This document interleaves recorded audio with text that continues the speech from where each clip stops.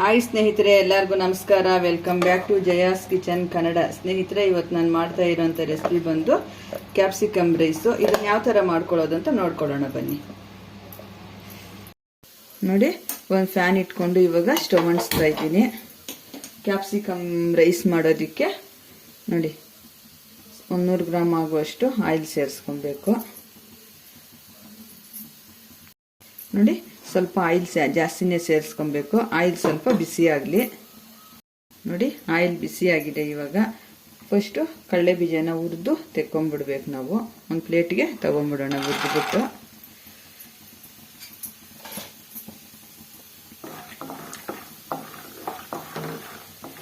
ಈ ಥರ ಲಾಸ್ಟಲ್ಲಿ ರೈಸ್ ಮಿಕ್ಸ್ ಮಾಡ್ತೀವಲ್ವ, ಆವಾಗ ಹಾಕಿ ನಾವು ಮಿಕ್ಸ್ ಮಾಡಿಕೊಂಡ್ರೆ ಕ್ರಿಸ್ಪಿ ಆಗಿರುತ್ತೆ. ಹೀಗೆ ಹಾಕ್ಬಿಟ್ಟು ಎಲ್ಲ ಮಾಡಿಬಿಟ್ರೆ ಒಂಥರ ಮೆತ್ತಗಾಗ್ಬಿಡುತ್ತೆ ಕಡಲೆ ಬೀಜ. ಈ ಥರ ಫ್ರೈ ಮಾಡ್ಕೊಳ್ಳೋಣ ಚೆನ್ನಾಗಿ.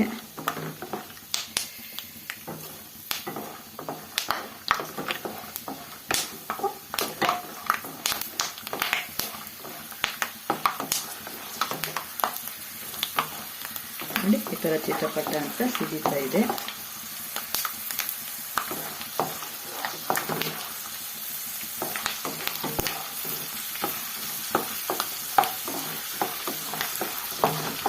ನೋಡಿ, ಈ ಥರ ಹುರ್ಕೊಬೇಕು. ಇಷ್ಟಾದರೆ ಸಾಕು. ಇವಾಗ ಒಂದು ಪ್ಲೇಟಿಗೆ ಟ್ರಾನ್ಸ್ಫರ್ ಮಾಡ್ಕೊಂಡ್ಬಿಡೋಣ. ಈಗ ಸಾಸಿವೆ ಸೇರಿಸ್ಕೊಳ್ಳೋಣ. ಸಾಸಿವೆನೂ ಸ್ವಲ್ಪ ಸಿಡಿಲಿ.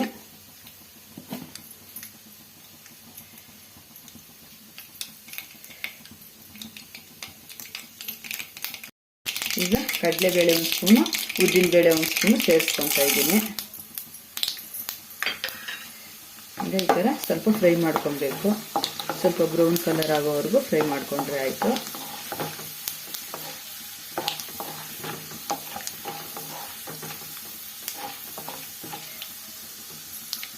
ಈಗ 2 ಈರುಳ್ಳಿನ ಕಟ್ ಮಾಡಿ ಇಟ್ಕೊಂಡಿದ್ದೆ. ಈರುಳ್ಳಿ ಸ್ವಲ್ಪ ಕರಿಬೇವು ಸೇರಿಸ್ಕೊಳ್ಳೋಣ.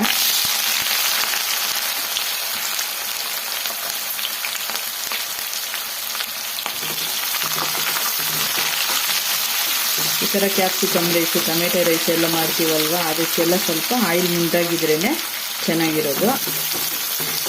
ಈ ಥರ ಚೆನ್ನಾಗಿ ಫ್ರೈ ಮಾಡ್ಕೊಳ್ಳೋಣ.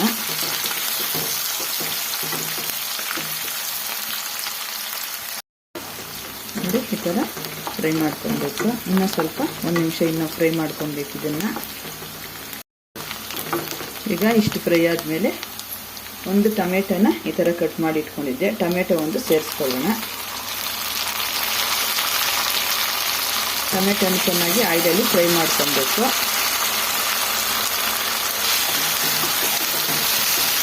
ಟೊಮೆಟೊನ ಸ್ವಲ್ಪ ಸ್ಮೂತಾಗಿ ಸ್ವಲ್ಪ ಫ್ರೈ ಮಾಡ್ಕೊಬೇಕು ನಾವು.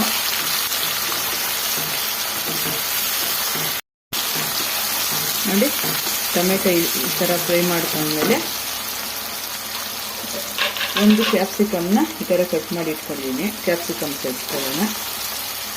ಕ್ಯಾಪ್ಸಿಕಮ್ನ ಈ ಟೈಮಲ್ಲಿ ಸೇರಿಸ್ಕೊಬೇಕು. ಮೊದಲೇ ಹಾಕ್ಬಿಟ್ರೆ ಅದೊಂಥರ ಜಾಸ್ತಿ ಬೆಂದೋಗ್ಬಿಡುತ್ತೆ, ಆಯಿಲಲ್ಲಿ ಚೆನ್ನಾಗಿರಲ್ಲ. ನೋಡಿ, ಈ ಥರ ಫ್ರೈ ಮಾಡ್ಕೊಬೇಕು. ನೋಡಿ, ಈ ಥರ ಫ್ರೈ ಆದರೆ ಸಾಕು. ಇಷ್ಟು ಮಾತ್ರ.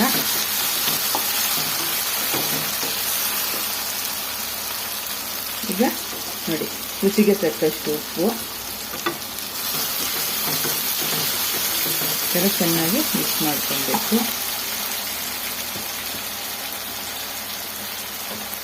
ನೋಡಿ, 1 ಸ್ಪೂನು ಧನಿಯಾ ಪುಡಿ ಎಲ್ಲ ಸೇರಿಸಿ ಚೆನ್ನಾಗಿ ಕಡಿಮೆ ಉರಿ ಇಟ್ಕೊಂಡು ಫ್ರೈ ಮಾಡ್ಕೊಬೇಕು. 1/4 ಟೀ ಸ್ಪೂನಷ್ಟು ಅರಿಶಿನ,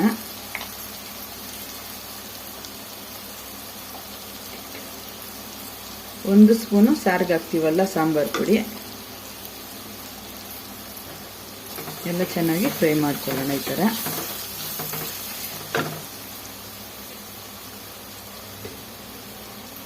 ನೋಡಿ, ಅಚ್ಚ ಖಾರದ ಪುಡಿ ಒಂದು 1/2 ಟೇಬಲ್ ಸ್ಪೂನ್ ತಗೊಂಡಿದ್ದೀನಿ. ಎಲ್ಲ ಸೇರಿಸಿ ಚೆನ್ನಾಗಿ ಮಿಕ್ಸ್ ಮಾಡ್ಕೊಳ್ಳೋಣ ಈ ಥರ. ಮಸಾಲೆ ಎಲ್ಲ ಆಯಿಲಲ್ಲಿ ಫ್ರೈ ಮಾಡ್ಕೊಂಡ್ಬಿಟ್ರೆ ಹಸಿ ಸ್ಮೆಲ್ ಇಲ್ದಿರ ತುಂಬ ಚೆನ್ನಾಗಿರುತ್ತೆ ರುಚಿಯಾಗಿ.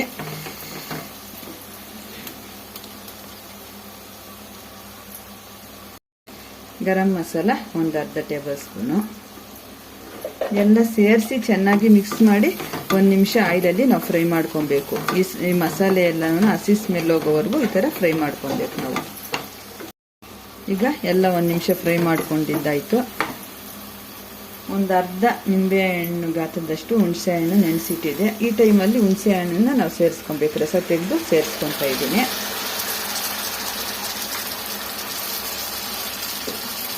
ಇದು ಚೆನ್ನಾಗಿ ಮಿಕ್ಸ್ ಮಾಡ್ಕೊಳ್ಳೋಣ. 1-2 ನಿಮಿಷ ಇದು ಫ್ರೈ ಮಾಡ್ಕೊಳ್ಳೋಣ ಚೆನ್ನಾಗಿ, ಹುಣಸೆ ಹಣ್ಣು ಹಸಿ ಸ್ಮೆಲ್ ಹೋಗೋವರೆಗೂ. ನೋಡಿ, ಸ್ವಲ್ಪ ಒಂಚೂರು ಬೆಲ್ಲ, ಉಪ್ಪು ಖಾರ ಹುಳಿ ಎಲ್ಲ ಬ್ಯಾಲೆನ್ಸ್ ಮಾಡಿ ರುಚಿ ಚೆನ್ನಾಗಿರುತ್ತೆ. ಬೇಕು ಅಂದರೆ ಹಾಕೊಬೋದು, ಇಲ್ಲಾಂದರೆ ಸ್ಕಿಪ್ ಮಾಡ್ಬೋದು.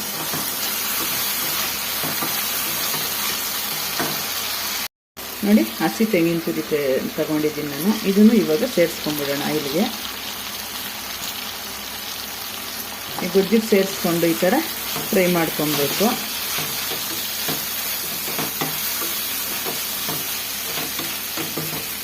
ಲಾಸ್ಟಲ್ಲಿ ಮಿಕ್ಸ್ ಮಾಡ್ಕೊಳ್ಳೋವಾಗ ಕೊತ್ತಂಬರಿ ಸೊಪ್ಪು, ಕಡಲೆ ಬೀಜ ಹಾಕಿ ಯಾವ ಥರ ಮಿಕ್ಸ್ ಮಾಡ್ಕೊಬೇಕು ಅಂತ ತೋರಿಸ್ತೀನಿ. ಕಂಪ್ಲೀಟಾಗಿ ಗೊಜ್ಜು ರೆಡಿ ಆಯ್ತು. ಇವಾಗ ರೈಸ್ ಯಾವ ಥರ ಮಿಕ್ಸ್ ಮಾಡ್ಕೊಳ್ಳೋದು ಅಂತ ನೋಡ್ಕೊಳ್ಳೋಣ.